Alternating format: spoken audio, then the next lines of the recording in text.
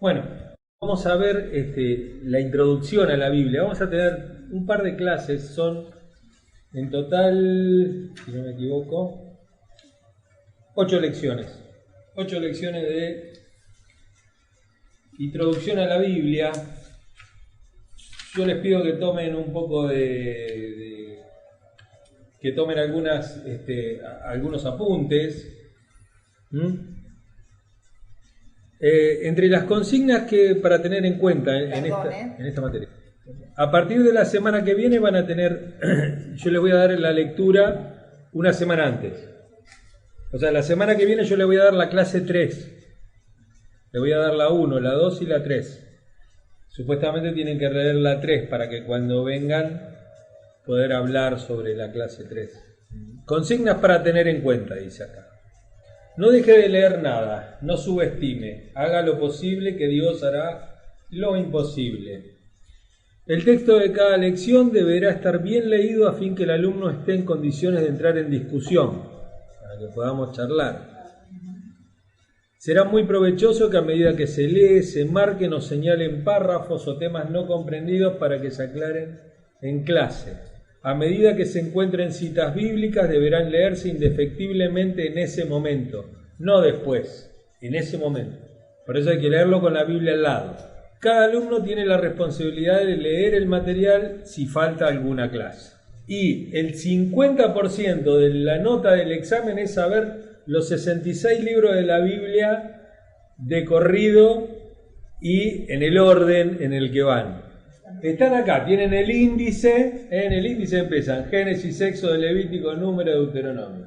Cosa de que yo cuando digo, bueno, abramos la Biblia en Génesis, empiezo el sermón y me empiezan por acá atrás a buscar. O digo Apocalipsis y buscan por la mitad, o tienen que mirar el... Sí, todos empiezan a buscar el índice. Bueno, se supone que... Mientras que no se le caiga ninguna estampita. Si no se le cae la estampita de Nuestra Señora de Loreto y todo. Bueno, va a empezar el tema de la Biblia, ¿no? ¿Qué es la Biblia? ¿No es cierto? ¿Qué es la Biblia? Tiene una definición.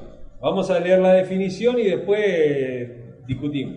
La Biblia es el registro único e inspirado divinamente de la revelación redentora de Dios acerca de sí mismo, o sea, acerca de Dios y de su voluntad. Es la palabra de Dios y por lo tanto en ella misma encontramos su definición. Analizamos hace 2 clases acá el Salmo 19. Bueno, en los apuntes está eso que habíamos hablado acá. Dice, acerca de las características de la Biblia desprendidas del Salmo, que por extensión son perfecta, fiel, recta, pura, limpia y verdadera, la palabra de Dios es única. Y acá es donde vamos a ahondar un poquito más en el tema. Uno cuando se encuentra con alguien, cuando charla con alguien, cuando hace evangelismo, uno le dice, bueno, esta es la palabra de Dios. Y uno dice, ¿por qué? ¿Por qué la escribió Dios con el dedo? La dictó. Después vamos a hablar sobre lo que son los distintos tipos de inspiración. Pero por sobre todas las cosas, uno le puede decir, no, mira, no quiere decir que la palabra de Dios, no sé, sea la palabra de Dios, pero sí podemos decir que la Biblia es única. Es única en su continuidad. Para que tengan en cuenta, la Biblia fue escrito a lo largo de 1600 años. Es más o menos lo que se cree el tiempo que se tardó. Igual después en otras materias vamos a ahondar más en esos temas, en cuánto tiempo se tardó en cada libro, en qué orden se escribieron, cómo se escribieron, por qué se escribieron, quiénes los escribieron. Acá vamos a tener un paneo muy de escuela dominical. Muy simple, o sea, incluso con cosas que después nos vamos a contradecir, ¿no es cierto? Con cosas que cuando veamos un poquito más adelante, vamos a decir, bueno, en verdad, por ejemplo, los 5 libros del Pentateuco, ¿los escribió Moisés los 5? No los escribió Moisés. Si bien uno abre la Biblia y dice, primer libro de Moisés, ¿no es cierto? Por lo general dice, no, este no dice. Pero la Reina Valera 60 o algunas otras dicen primer libro de Moisés. Primer libro de Moisés, Génesis. Bueno, el Génesis no lo escribió Moisés, porque se tomó en cuenta, hay que tomar algo en cuenta. La Biblia es un libro, no es un libro de historia, no es un libro de ciencia, no es un libro de filosofía. Si bien contiene todas esas cosas, contiene ciencia, contiene historia, contiene un montón de cosas, en verdad es un libro de redención. Es un libro que ayuda al hombre a encontrarse con Dios, a reencontrarse con Dios. Ahora lo vamos a ver en lo que es la revelación. Única en su continuidad, porque fue escrita a lo largo de 1600 años. A lo largo de 60 generaciones. Desde el primero que empezó a escribir hasta el último hubo 60 generaciones de personas escribiendo la Biblia. Como mínimo tenemos 40 autores de todas las clases sociales, incluyendo reyes, campesinos, filósofos, pescadores, poetas, estadistas, eruditos y dale, que va. Recuerden más o menos, ¿no? Moisés, un líder político, adiestrado, un tipo muy preparado. Había estudiado en las universidades de Egipto, donde se preparaban los reyes. Él estaba preparado para ser rey. Pedro, un pescador, un tipo prácticamente sin vulgo. Si bien durante el Nuevo Testamento, la mayoría de los hombres, el 90% de los hombres de Israel sabía leer y escribir. Las mujeres no, a las mujeres les estaba prohibido leer y escribir. Amós, un pastor de ovejas. Josué, un general militar. Acuérdense que Josué dirigió las mayores guerras de los judíos. Nehemías era el copero del rey. Daniel, un primer ministro terminó siendo. Lucas, un médico como puede ser un médico de esa época. No lo podemos comparar con Favaloro, ¿no? No es el doctor Capulla. Pero igual había un cierto nivel de cultura y conocimiento. Sí, era medio hechicero, era medio... De yuyos. Sí, era de yuyo. Preparaba... Era homeópata. Claro,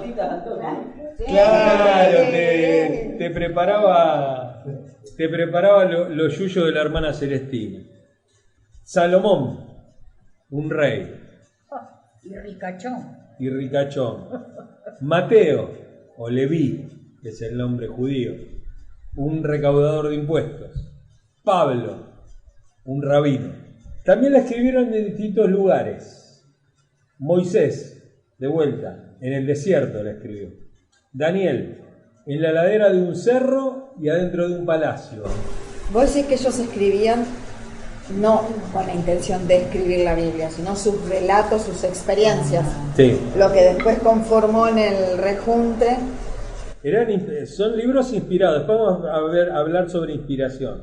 Pablo, dentro de los muros de la prisión. Acuérdense, Pablo escribió tanto dentro de los muros de la prisión como cuando estaba preso, como con prisión domiciliaria, que diríamos.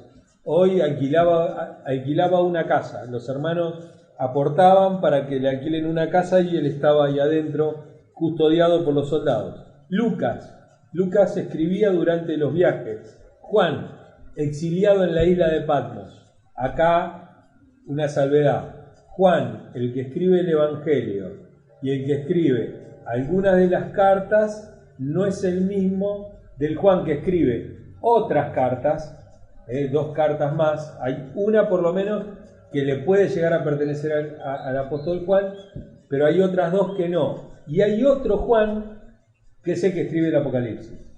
Ya hoy por hoy no cabe duda de que Juan, el apóstol Juan, no escribió Apocalipsis, sino que es otro Juan. Aparte, Juan es un nombre muy común dentro de los judíos también. Bueno, muchos otros que escribieron en el medio de una campaña militar. En diferentes épocas, bien marcadas. Algunos en tiempos de paz como Salomón. Salomón escribió en tiempos de paz. Y David no, David escribió en tiempos de guerra. Bajo diferentes estados de ánimo. Algunos allá arriba, siendo los mejores, otros en la tristeza y en la desesperación. Si uno lee los salmos, hay salmos que son desesperantes. ¿Los salmos qué fue? ¿Solo por David o otros más? No, son algunos de David. No, igual dice, la mayoría de los salmos dice Salmo de David, Sí. Salmo de Asaf, De los hijos de Salmo Coré. de los hijos de Coré. Entonces, Asaf era una persona. Sí, Asaf está ahí está en las listas. Hay unas listas ahí en Crónicas, donde se ven los distintos levitas, y estaba Asaf ahí también, en esa lista. Y asimismo, bueno, Jeremías, por ejemplo, Jeremías, que se llama el profeta llorón, ¿no es cierto? Cuando escribe Lamentaciones. Joel, otros, todos muchos en desesperación, algunos en pleno gozo. Y bueno, los apóstoles ni que hablar, en medio de la persecución y de la muerte. Eso muestra que no hay un modelo así como para que digan, no, pero un pastor tiene que ser de esta manera, no, pero el predicador... No, un escritor de la Biblia tiene que ser... No, eso muestra de que Dios, si quiere usar, no importa de qué Estamos trabajes, hablando qué personalidad tengas, no hay nada estereotipado. Estamos hablando de la revelación de Dios, o sea, Dios reveló... No, está Escuché bien. muchas veces esto, ¿qué va a ser pastor? Pero la revelación de Dios, o sea, Dios da la revelación a quien Él quiere, en el momento que quiere, en la circunstancia que quiere, y eso se conserva. Y sin embargo hay un montón de otras cosas que no se conservan de la Biblia, y se escribieron también, y no se conservaron. Y fueron a lo mejor más fuertes que los textos que nosotros tenemos. En diferentes continentes, en 3 continentes se escribió la Biblia: en Asia, en África y en Europa. Pablo escribió en Roma, escribió en Asia, escribió en Grecia, y se escribió también en África, mucha parte de la Biblia, en Egipto, perteneciente a África, ¿no? Básicamente en 3 idiomas, en hebreo, en el Antiguo Testamento, y partes del Nuevo Testamento, cosa que yo decía el otro día que cuando tuviera que leer esto tenía que ir agregando cosas o tachando cosas y cambiándolas porque ya no pensaba lo mismo. Bueno, una de las cosas que falta acá es, por ejemplo, hebreo en el Antiguo Testamento.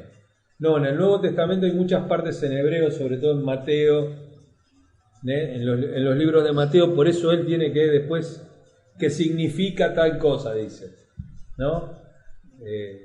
Talita Kumi. Claro. Y todos esos 3. Elí, llama sabantani. No, Padre, ¿por qué me has abandonado? Esos textos están escritos si bien todo el texto está escrito en griego, esa parte está escrita en hebreo. Pero bueno, hay partes del Nuevo Testamento que están escritas en hebreo y hay partes... El otro idioma que se usó es el arameo, que es un dialecto hebreo. No es hebreo, es un dialecto totalmente distinto. Jesús lo más probable es que haya hablado hebreo. Arameo. Y hebreo leería la Torá, ¿no es cierto? Los 5 primeros libros de la Biblia: Génesis, Éxodo, Levítico, Números y Deuteronomio. Esos 5 libros seguramente todos lo sabían, sobre todo si Jesús era un maestro, lo sabía. Así que esa parte por lo menos sabía hablar en hebreo. Lo que sí no sabía Jesús hablar era griego. Lo que nos lleva a pensar algunos textos que no los dijo Jesús, que si no se lo han puesto en la boca los escritores. No sabía griego. era de una ciudad muy pobre de Jerusalén, nunca salió de Jerusalén, era un artesano, Por ejemplo, el tema este de que tú eres Pedro y sobre esta roca yo edificaré mi iglesia. El sentido más común que tiene no es que Jesús es la roca, sino que Pedro es la roca. Y él utiliza una construcción ahí que es Petro Petra. Que tú eres Pedro. ¿Dónde está la? Dice Jesús, y sobre esta piedra construiré mi iglesia. Pedro es Petro. Jesús nunca lo llamó Petro o Pedro. Él era Simón, y nunca fue llamado después Simón o Pedro, sino que fue llamado Cefas. Si ustedes leen en el Nuevo Testamento, Pablo lo llama Cefas. Nunca lo llama Pedro. ¿Por qué ponemos Pedro? ¿Y por qué dice Pedro? ¿Y por qué le decimos Pedro? Porque una de las cosas que pasó es que la Iglesia Católica tomó ese texto para poder decir que Pedro era como la piedra de la iglesia, que era la roca. Y esta piedra es Petra, que significa roca. Roca, piedra grande. Bueno, Jesús nunca pudo haber dicho esto porque Jesús no hablaba griego. Y para hacer esta construcción, para poner Petra y Petro, es necesario hacerlo en griego. Porque en hebreo es Simón. Que no es tampoco el idioma que iba a hablar Jesús, sino que es arameo, esta construcción no se hace. ¿Y Simón y Cefas por qué? Cefas. ¿Por qué? Porque es el nombre de Pedro. Simón Cefas. Claro. Cefas es el nombre hebreo. Es el nombre hebreo. Me engañaron toda la vida. ¿Está? En la Biblia está así escrita y está en el textus, en lo que se llama texto recibido, textus receptus, que es de la Biblia ahora la vamos a ver, porque ahora justo vamos a leer sobre la Septuaginta y eso y lo vamos a llegar a ver. Bueno, pero esto estábamos hablando del idioma, ¿no? Que ponemos en palabras de Jesús cosas en griego. Bueno, el Nuevo Testamento fue parte escrita en griego, parte escrita en hebreo, sobre todo las palabras de Jesús están puestas en arameo o en hebreo, a lo sumo. A nivel de tiempo que ya tradujeron tantos escritos, a nivel de tiempo de tanta impresión, de tanto adelanto tecnológico, sabiendo esto, ¿no le pueden cambiar la Biblia al libro? Lo que pasa es que todo esto... Yo no me apócrifa, me escucho a mí misma, ¿no? Pero a este libro, ¿no le pueden cambiar Pedro por Cefas? Pero el problema es que todo esto es muy nuevo. Todo esto se da a partir del año 1947 o a partir del año 1945, cuando se descubre por primera vez el Evangelio de Tomás, que es un evangelio que no se sabe por qué no entró, porque es un evangelio que no tiene ninguna cosa rara. Y son textos... En 1945 se encuentra el texto de Tomás. Y en 1947 se descubren los textos de Qumran. Lo habrán seguramente visto en History o en algún lado de eso, los rollos del Mar Muerto. Ahí se encuentran un montón de textos. Se encuentran textos de Isaías. Isaías, por ejemplo, el libro está prácticamente completo. Bueno, y en el Nuevo Testamento, por eso tuvimos muy poco tiempo. Hace 50 años que se creó lo que se llama el estudio crítico textual de las Escrituras. Ese es todo un tema. Crítico, criticar el tema, criticar el texto, crítica, la crítica textual. Se critica a través del texto. No se critica porque a uno se le ocurre criticarla, sino que se critica a través de la lectura. Hasta ese momento, acuérdense una cosa, acuérdense algo. Durante 1500 años, La Biblia la leyeron solamente los sacerdotes. Los sacerdotes, obispos, curas, hombres solamente, no mujeres. A partir del año más o menos, si no me equivoco, el año 300 y pico, se empezó a leer solamente en latín. Y el latín no lo leía casi nadie porque era una lengua muy alta, digamos. Letras unciales, letras mayúsculas y todo, que uno las puede ver en distintas cosas. Y que recién a partir de la primer traducción que hizo Lutero al alemán, recién apareció en una lengua vernácula. O sea, que estamos hablando con lengua vernácula. La lengua vernácula es la que yo tengo de materna, la lengua materna. O sea, por primera vez un alemán leía la Biblia en alemán. No tenía que saber latín para leer la Biblia. Igual es verdad eso, porque mi mamá, que recién tiene 80, tenía prohibida la lectura de la Biblia cuando era joven. Por eso. Prohibida tenía. Prohibida, sí, antes del año 50, 50 o sea y que pico. Sí, abiertamente la estamos leyendo hace 40, 45 años, nada.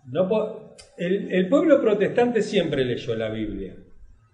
A partir del protestantismo para acá se empezó a leer la Biblia. Pero los que siguieron en la Iglesia Católica siguieron con el misal. Sí, cuando yo era pequeña la misa la daban en latín. Claro, y era el misal. Ni sabíamos que Imagínate había... estas que se aburren en la reunión, en latín había que escuchar. En latín y de espaldas. Bueno. En latín y de espaldas. Los bancos mirando hacia el coso. Para que no vean que el cura podía estar haciendo pito catalán te hacía y vos no te dabas ni cuenta, ¿no es cierto? Y fue a partir del Concilio Vaticano II, ¿no es cierto? Después de la Segunda Guerra Mundial, el Papa Juan XXIII. Que derogó.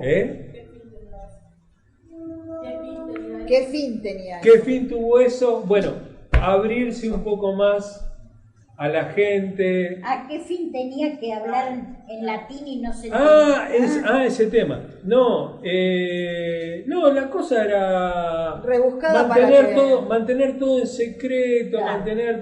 mantener un status quo. Exacto. Donde ellos tenían el poder, porque el sacerdote era el único que te podía perdonar los pecados. Vos hoy tenés la Biblia en tu casa, la lees, Jessy. En cambio, ponele en otro tiempo, Ponele. Puso una cara que la vendió. Ponele, sí. Dije. Jessica, era como una jerarquía, solamente los sacerdotes.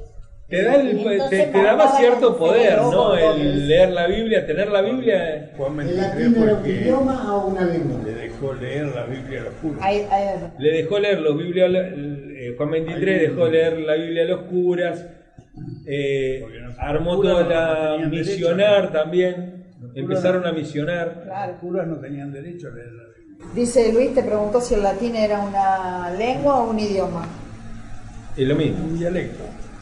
Es una lengua con alfabeto, todo. Por lo general los dialectos no tienen letras. No se pueden leer, son dialectos, se hablan. Se hablan, nacen del vulgo. Claro. El latín no, el latín tiene letras. De hecho, el latín tiene los números romanos. Es como el dialecto ahora adolescente, ¿no? El latín se hablaba más. El latín. En el Imperio Romano sí, pero en el Imperio Romano se usaban dos lenguas, la griega y el latín, para lo que eran los servicios de los dioses y todo el tema cúltico de los dioses. Sí, de hecho hay un montón de canciones que se llaman Agnus Dei, porque es eso lo que dice. Que Luis lo dijo, digamos, ¿sabes? Sí. Bueno, y griego en el Nuevo Testamento y parte del Antiguo Testamento, porque hay un montón de libros que se escribieron en griego en el Antiguo Testamento, o hay partes de libros que se escribieron en griego, sobre todo los últimos, ¿no es cierto? Y si tenemos en cuenta los libros, los deuterocanónicos, que llamamos, están en la Biblia católica, esos están escritos en griego.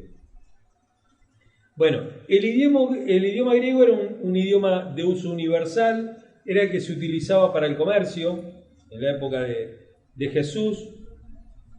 Y si bien se distinguía por la elegancia, era un idioma muy elevado y todo eso, ese tipo de idioma que está, por ejemplo, en la Ilíada de Homero, o en la Odisea, o en alguno de esos libros, de esos textos de Homero, no es el mismo con el que se escriben los evangelios. Los evangelios se escriben en un griego que se llama koiné, o común. Es el griego del mercado, es como si nosotros hoy habláramos, como se habla ahora.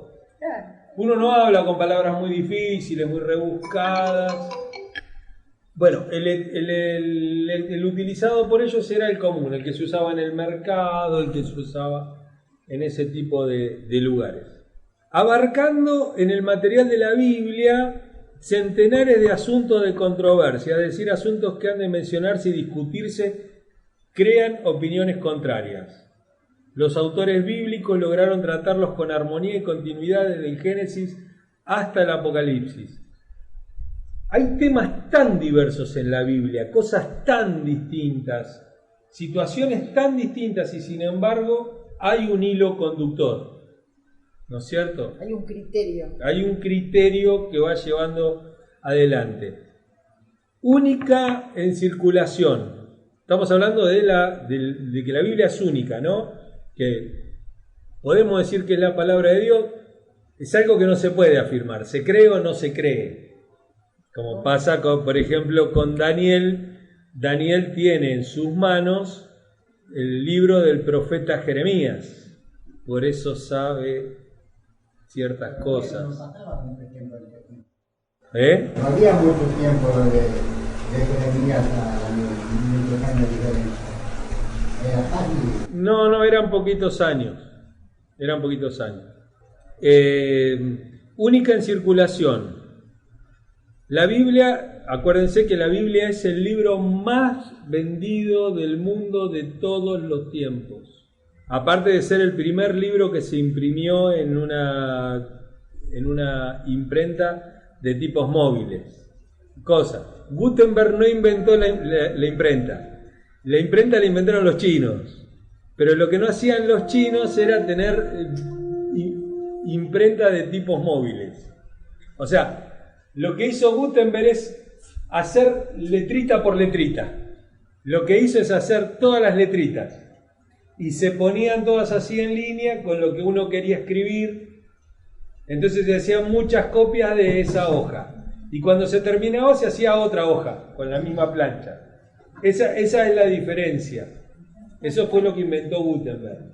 No la cosa, pues si no, los chinos ya la habían inventado hacía 2000 años. Junto con la tinta china y todo lo que inventaron los chinos, pues parece que los chinos están para inventar todas las cosas que nosotros conocemos 2000 años antes. Porque de verdad inventan toda la pólvora, ¿viste? El papel, todas las cosas que uno cree que, uy, mirá qué tecnología, los chinos ya lo tenían. Pero es el libro más leído del mundo y publicada en más idiomas que cualquier otro libro. Fue publicada en todo.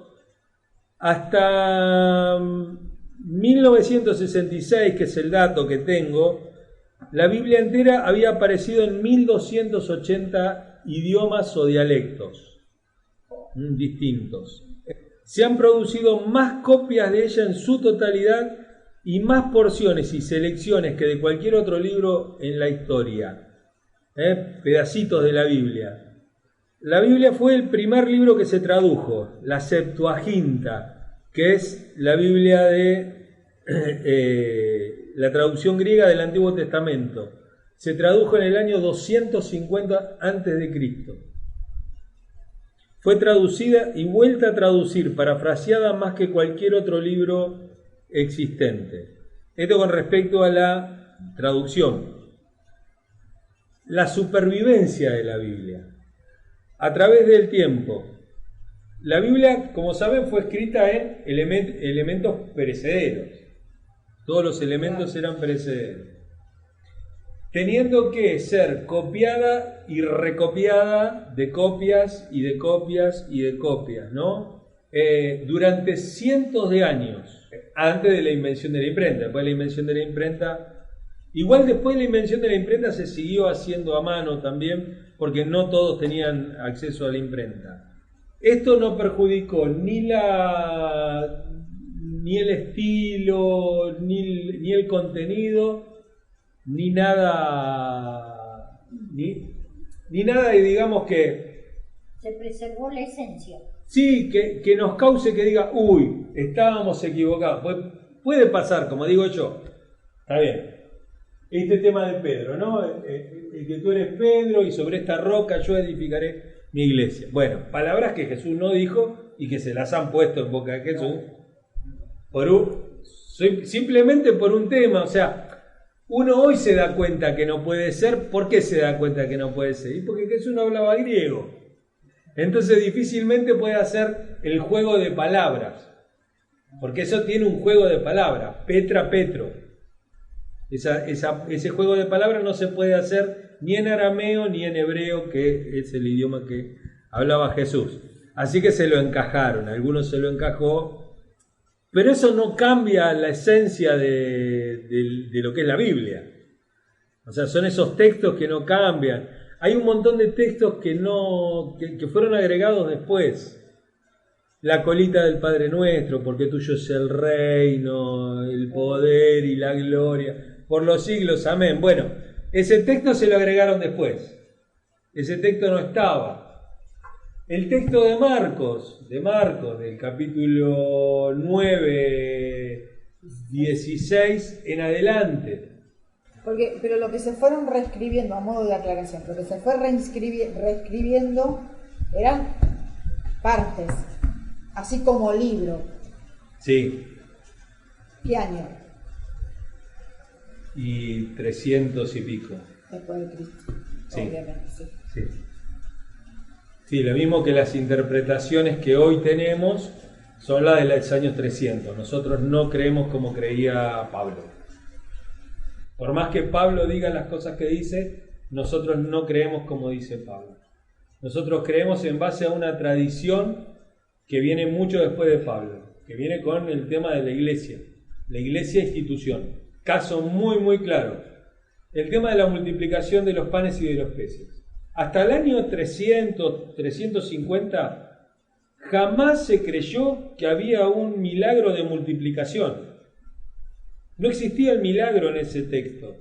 O sea, lo único que se tomaba en cuenta era que Jesús le dijo, bueno, ¿qué tienen ustedes? Bueno, tenemos 2 peces y todo. Bueno, empiecen a llenar la canasta con lo que tienen y van a ver cómo sobra. Y era todo un tema de dar lo que uno tenía. Tiene que ver con el tema de ser generoso. Y no con un tema de un milagro de parte de Jesús. Y fue así, Pablo lo creyó así. Suena más criterioso. Los padres de la iglesia lo creyeron así y todos lo creyeron así, hasta que en algún momento, con el tema de la Trinidad y todas esas cosas, que se empezaron a estudiar y se empezaron a... Ahí era muy simple, una vez que los pertenecían al Imperio Romano, el emperador te decía, bueno, métanse ahí adentro 10 años, no me importa cuánto, pero salgan de acuerdo con algo, salgan con algo de acuerdo. No sé cómo es la Trinidad, decía el emperador, ni me importa tampoco. Ustedes métanse ahí adentro y salgan o los liquido a todos. No es que, me dieron ganas de escribir la doctrina de la Trinidad. No, el emperador te apretaba y había que meterse, se metían todos los obispos, lo que hoy llamaríamos cardenales ahí adentro, Por eso se utiliza hoy la cadenita, el sello, todo para elegir al Papa. Hoy no es que si no eligen un Papa lo van a liquidar a todos, pero eso quedó de aquella época. Quedó de esa época en donde los cónclaves eran para eso, eran, bueno, a ver, María, Madre de Dios.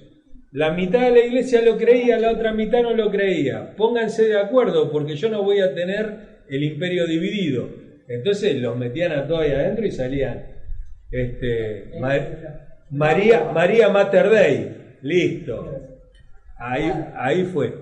Entonces, esa es la manera también en la cual se iban haciendo. Sí. Sí. Bueno, por ejemplo, los textos de Shakespeare, que no tienen más de 400, 500 años, hoy no son tan contundentes como la Biblia. Es más, no se sabe si Shakespeare existió. Claro, bueno, pero no se sabe. O sea, eso está... Papá Noel no existe, los reyes no existen. Eso está, ¿no? Eso, bueno, los chicos que estudian dicen que Shakespeare no se sabe si existió, sí o no, si fueron muchos. Claro, viste, Papá Noel lo inventó Coca-Cola y todo ese tipo de cosas. Bueno, acuérdense que por ejemplo, el Nuevo Testamento existió durante más o menos por unos 200 o 300 años, existió solamente en manuscritos sueltos. Tenés la carta de Pablo, una carta de Pablo por acá, la carta de los Efesios por allá, Mateo por allá, algunos textos armados. Después en algún momento, sobre todo en el Concilio de Nicea en el 311, ahí es cuando se toma se dice, bueno, estos son los libros que entran. Pero yo me quedé pensando eso que vos dijiste, que hasta el año 300 la multiplicación de los panes y los peces no se tomaba como un milagro, sí, sino una forma de entrega, ¿no? De dar. Y yo digo, y los otros que vinieron y dijeron que eso había sido un milagro. Puede ser también, porque realmente cuando el Señor viene a vivir a nuestro corazón hace un milagro, nosotros lo comprobamos. Y el ser generoso de espíritu. Claro, y el corazón generoso solo Dios te lo puede dar, porque si no... Estamos buscando la vuelta para que sea milagro. Está buscando la vuelta para que sea milagro. No buscarle la vuelta, digo que puede ser como... No, cuando veamos Nuevo Testamento vamos a ver que todos los milagros de Jesús tienen un propósito. No hay milagros de Jesús sin propósito. Claro. A eso me refería cuando yo decía es criterioso pensar, porque Jesús siempre da una enseñanza. Y siempre da una... Está bien, podríamos hablar de la providencia divina, ¿no es cierto? De que Dios siempre mantiene... Pero ya eso ya está... Es milagroso eso. Claro. Es milagroso. Claro, sí. Sí, que el mundo esté en pie hoy es milagroso. Seguro. Con las macanas que nos mandamos los seres humanos, por la mitad de lo que hacemos, cualquier extraterrestre ya hubiera volado el planeta. ¿No es cierto? Nosotros como humanidad hemos hecho todo lo posible para destruir el planeta y sin embargo uno ve una cierta contención y que nunca llega a concretarse la destrucción. Bueno, muchas veces se creyó que este es el fin del mundo. Claro.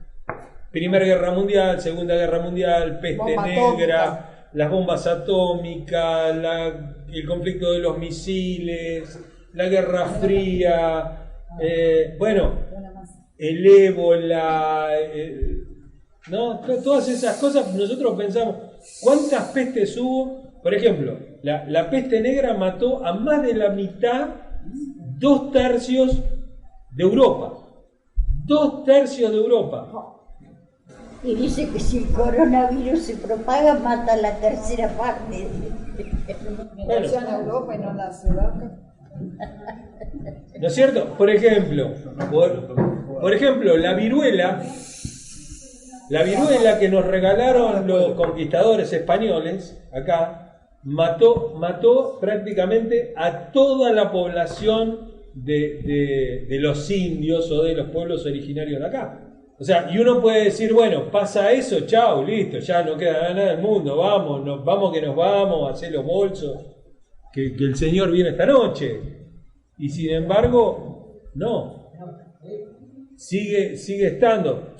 Por eso digo, hay que tener esa conciencia, una conciencia en base a la historia, ¿no es cierto? A la historia, que es la historia de Dios, porque Dios está interviniendo en la historia siempre, de no ser tan fácil de decir, estamos en los últimos tiempos. Mirá, el día que Jesús se fue, comenzaron los últimos tiempos. Puede pasar 10 días, pueden pasar miles de años más todavía. Y Dios puede seguir manteniendo un remanente fiel como lo hizo con Israel, y se puede destruir toda la población mundial y va a quedar un remanente para que sea el que lleve adelante los planes de Dios. Pero las señales se vienen repitiendo, hace 2000 años que se repiten vez tras vez y tras vez. Las persecuciones. Ahora veremos con el coronavirus. Claro, pero ahora están todos locos, estamos en los últimos tiempos, dicen. Bueno, pero el coronavirus. Escúchame, hace 3 años que se está muriendo la gente en África de ébola. Está liquidando toda el dengue acá en Argentina, el sarampión, acá la fiebre amarilla en Argentina, acá cuando hubo la fiebre amarilla durante la presidencia de Sarmiento. Igual, perdón, Sergio, igual yo creo que también hay cosas que Dios permite porque como que envía mensajes a la población mundial, ¿no? Porque ahora vieron que está toda esta movida, como nos globalizamos, como dicen que estamos globalizados. Ahora todos quieren ir a conocer allá el fin del mundo, ¿no? Y hoy justo escuchaba a un periodista de que el coronavirus se da entre las clases premium. No arrancó en un barrio. Fue en ese crucero que debe valer un montón de plata, el primero ese japonés. Ahora este que está acá en la Argentina venía en la parte business del avión, porque tiene vento, como se dice en el lunfardo. Yo creo que son mensajes que Dios muestra. No sé si me expliqué lo Que Dios le baja un poquito el copete al hombre. Una cosa así. Hasta sí, igual convengamos que el coronavirus fue creado dentro de un laboratorio. Sí. Hace 3 años que ya se sabía, había documentales sobre el coronavirus y se lo encajaron justamente a China. Claro. Que era con el que necesitaban separar porque China es la primer potencia mundial, es el mayor exportador de tecnología a todo el mundo, lo había superado a Estados Unidos y Estados Unidos necesitaba volver a ser primero. Y no sabés Ponele H. Dicen que esa localidad donde primero hubo tanta cantidad de infectados es la que más implementó el sistema 5G de tecnología. Claro.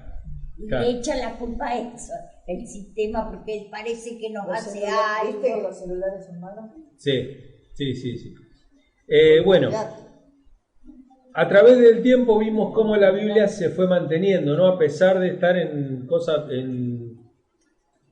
perecederas, ¿no es cierto? En papiro, en pergaminos, en todo ese tipo de cosas. A través de la persecución, la Biblia fue el libro más perseguido de la historia del mundo. Ningún otro libro ha sido tratado de destruir.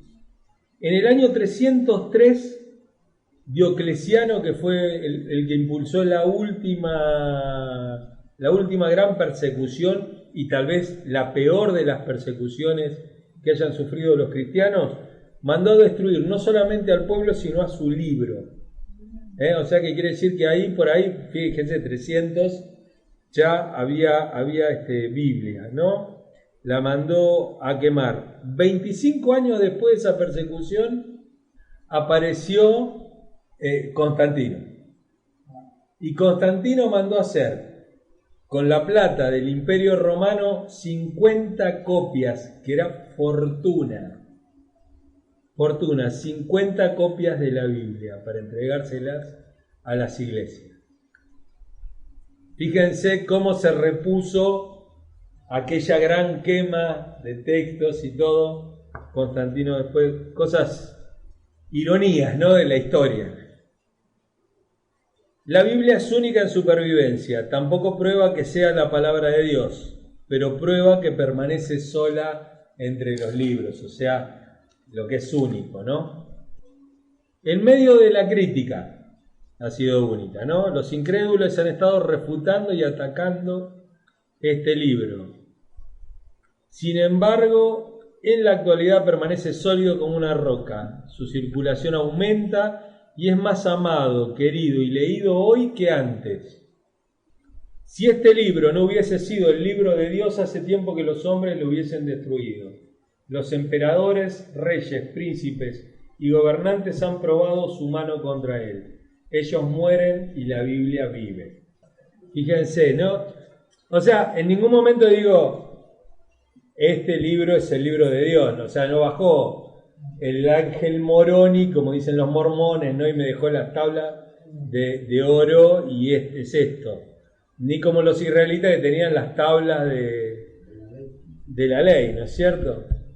Pero sí es un libro totalmente sobrenatural, porque sigue cambiando vidas, sigue haciendo un montón de cosas. Única en sus enseñanzas es. Tiene profecía. Es el único volumen producido por el hombre o por un grupo de hombres en el cual se puede encontrar un gran cuerpo de profecías relativas a naciones en forma individual, a Israel y a todos los pueblos de la tierra, a ciertas ciudades, a la venida de uno que sería el Mesías. El mundo antiguo tuvo muchas maneras de determinar el futuro, conocidas como adivinación. Pero en toda la literatura griega y latina no hallaremos verdadera profecía específica referente a un gran hecho histórico por suceder en el futuro distante, ni profecía alguna referente a un Salvador que se levantaría entre los humanos, a pesar de que dicha literatura se emplean las palabras profeta y profecía. Por ejemplo, la destrucción del templo de Jerusalén, la vuelta de Israel a la tierra prometida después de 70 años de cautiverio, no de 69, no de 78, si bien los 70 es un número, esa numerología que tiene la Biblia, que es un número perfecto, lo mismo que los 40 años del desierto. ¿Fueron 40 años? No sabemos, fue mucho tiempo. Pero historia, desde primer libro de Samuel a través del segundo libro de Crónicas, uno halla la historia de Israel, cubriendo cerca de 5 siglos, 500 años de historia de Israel. Los israelitas manifiestan un gran genio para la construcción histórica y el Antiguo Testamento representa el más antiguo escrito histórico en existencia, porque cuenta la historia no cuenta la historia de los orígenes, por eso digo que después cuando veamos Génesis y veamos eso, vamos a ver esas cosas extrañas que tiene la Biblia, pero sí el tema de que la historia de Israel no está escrita en ningún otro lado. Josefo escribió ahí las guerras de los judíos, pero 100 años antes de Cristo. Pero todo, o sea, la Biblia abarca desde Abraham, ¿no es cierto? Desde lo más tribal, lo más sí, desde uno, hasta cómo se forma esa nación los reyes, todo. Eso lo hace un libro único. La tradición nacional hebrea excede a todas las demás por la claridad con la que describe los orígenes tribales y familiares. En Egipto y en Babilonia, en Asiria y en Fenicia, en Grecia y en Roma buscaremos en vano algo comparable. Puede haber mucha mitología, muchas cosas de esas, pero historia, como hoy la conocemos. Eso. La historia desde el momento que nace Jesús, todo eso la tienen en otro lado los judíos. Los libros de Josefo. ¿Eh? En los libros de Josefo está. Bueno, sí, eso sí, Josefo, pero después, supongamos, cuando matan los 6 millones, todo eso que viene de eso para acá, ellos lo tienen como que Dios siempre lo cuidó y lo... No. No, la Biblia termina en el libro de Malaquías. Termina ahí. La Biblia de ellos, en el libro de Malaquías. Sí, no, y estoy diciendo mal porque ellos tienen al revés los libros. Los profetas van primero y los escritos van segundo. Ellos terminan con otros libros. Si no me equivoco, terminan por ahí por Esdras y Nehemías. Son los dos últimos. Y Esdras y Nehemías en la Biblia hebreas es uno solo. Es un solo libro. No son dos como lo tenemos separado. Pero sería interesante conocer la lectura que ellos hacen del Holocausto, ¿no? De los judíos. La lectura que los judíos hacen del Holocausto se puede leer en un libro de Viktor Frankl que se llama La presencia ignorada de Dios. Viktor Frankl es un psicólogo judío que estuvo en Auschwitz y que yo no tengo el libro, si quieren después se los envío. Y que fue el único sobreviviente de su familia en Auschwitz. Y él es el creador de la forma de psicología de la logoterapia. Logoterapia, por medio de la palabra. De la construcción a través de los hechos y de los sufrimientos y todo lo que le pasa al hombre. Ahí se puede ver. Israel tuvo una gran crisis de fe como nación y que lo llevó a la formación del Estado de Israel y todo, que si no era ahí en la tierra prometida iba a ser la Patagonia, podía haber sido. Después de los 6 millones de judíos muertos. El tema era dónde estaba Dios en ese momento. Ellos no se sintieron castigados por Dios porque castigados estaban haciendo las cosas mal y por eso no, ellos no. O sea, como para volverla. Nosotros hacemos una lectura muy simple y muy infantil de los judíos. Porque los judíos, por ejemplo, el texto que lee Jesús en la sinagoga, el Espíritu de Dios está sobre mí, me ha enviado todo. Ese texto era un texto puramente nacionalista. Ellos lo utilizaban todos los días. Todos los días. Era un texto nacionalista, porque el texto ese, en Isaías, no termina a declarar el año bueno del Señor, sino que termina diciendo, y el año de la venganza de nuestro Dios. Ese era un texto, y lo mismo que Isaías 53, el siervo sufriente de Jehová. Para ellos ese texto es súper archileído. Nosotros decimos, no lo leen más. Mentira, lo siguen leyendo. Para nosotros en el imaginario evangélico de cuarta, digamos, ¿no? Pero ellos lo siguen leyendo, y para ellos el castigado ahí es el pueblo. El siervo sufriente de Jehová es el pueblo. Es el pueblo. Y ellos siguen sintiéndose pueblo elegido y siguen sintiéndose nacionalistas y siguen sintiéndose eso.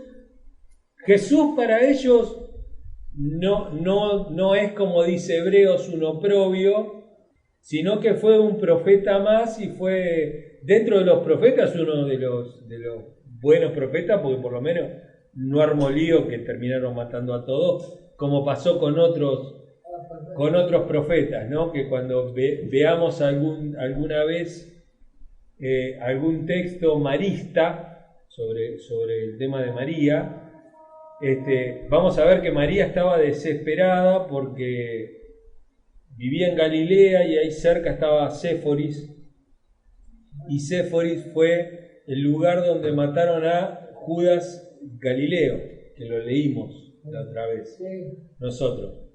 Habían destruido, no habían dejado piedra sobre piedra en Séforis. Y ella veía que Jesús iba a ese camino. O al menos eso es lo que intentaban los discípulos que estaban con él, de llevarlo a hacer una revuelta nacional y a causar una guerra y a rajar a los romanos. Y Jesús no... Por eso se enojaron tanto cuando Jesús cortó ahí el texto de Isaías. Porque declaraba el año bueno del Señor, el año agradable del Señor, o las buenas noticias. Pero la venganza quedó aparte. Y ahí se enojaron, que lo quisieron despeñar y todas esas cosas, ¿no? Hay que tener cuidado de leer los textos de Jesús en el Antiguo Testamento. Hay que tratar de hacer eso cuando uno lee. Personalidades. La Biblia trata con mucha franqueza, esto me parece es espectacular de la Biblia, acerca de los pecados de sus personajes. No le tapa los trapitos. No, le saca los trapitos y se los ventila a plena luz del día y todos podemos ver, ¿no? ¿No es cierto? Dice, no dice que es una falta. Vemos cómo se tratan en las biografías actuales se tratan de pasar por alto ciertas cosas, como bueno, eso no pesa, y tenemos la cosa esa de bronce, ¿no? Del bronce, de los próceres. La Biblia dice, no procede de ese modo, cuenta las cosas simplemente como son. Si así no lo fuera, ¿por qué incluir el capítulo de David y Betsabé? ¿Para qué, no es cierto? ¿Con qué necesidad de quemarlo a David si era un rey tan grande? ¿No es cierto? Tranquilamente la poníamos abajo de la alfombra y pasaba. Y ya está, y David era regroso. Bueno, la Biblia es única en su influencia sobre la literatura circundante. Fíjense este dato. Si se destruyeran todas las Biblias, el libro podría ser restaurado en todas sus partes esenciales a partir de las citas de ella en las estanterías de las bibliotecas públicas. A partir de otros libros, las citas que hay de la Biblia se podría volver a reconstruir. Y quemamos todas las Biblias, pero en base a lo que dicen los libros sobre la Biblia, podemos llegar a reconstruir nuevamente toda la historia. Fue un material siempre de consulta. Fue un material de consulta y todo. Bueno, de hecho la teología hasta hace pocos siglos fue la reina de las ciencias. Y hoy está volviendo a ser ciencia. Hoy se está volviendo a ser ciencia. Es una influencer, ¿no? Sí. Me gusta este texto. Dice, Jesús de Nazaret, sin dinero ni armas, conquistó más millones de hombres que Alejandro, Mahoma o Napoleón. Sin ciencia o erudición derramó más luz sobre las cosas divinas y humanas que todos los filósofos y eruditos combinados. Sin escribir una sola línea, puso en movimiento más plumas y proporcionó temas para más sermones, oraciones, discusiones, obras de arte y cánticos de alabanza que el ejército completo de grandes hombres de los tiempos antiguos y modernos. ¿No es cierto? Fíjense que agarren una biblioteca cristiana y hay para hacer dulce, en contra o a favor, no estamos hablando de que todo es a favor, pero la vida de Jesús, con 3 años de ministerio, sin ser un rey, sin ser un carpintero de Nazaret, ¿podrá salir algo bueno? dijeron. Imagínense lo que era Nazaret. Nazaret era 100 personas. Ciudad oculta. No, pero Ciudad Oculta tiene mucha gente, pero eran 100 personas, como mucho, sin trabajo, pobres, casi sin casas. Era una... Y después vienen y te cuentan que Jesús tenía una empresa constructora y todo ese tipo de cosas. Jesús era más pobre que una laucha. Pero fue enviado de arriba, eso de la Sí, sí, pero era una laucha igual, eso no cambia nada. O sea, no tenía... No te dejó valer por eso. No tenía dinero. No tenía dinero, no había... O sea, ha pasado hambre, ha pasado ¿no es cierto? Fíjense que los apóstoles van caminando por el campo y recogen granos y comen de los granos que eran para los caminantes. Es una persona que tiene dinero, no lo hace. Porque ese campo que se dejaba sin cosechar era para los pobres y los caminantes. Pero la mayoría de los personajes. Qué bárbaro, de la ¿no? Biblia Ahora te llenan de pasaron alambre mal. de púa para no toques un durazno. La mayoría de los personajes, ninguno la pasó bien, ninguno bien, ninguno feliz. Todos No. tienen victoria. Y lo mismo cuando va a querer comer higo de la higuera. Y no hay, ¿no? Y no hay, zápale. Ay, se lo comieron los loros de Ramona. Y no era porque les gustaban los higos, sino porque tenía hambre.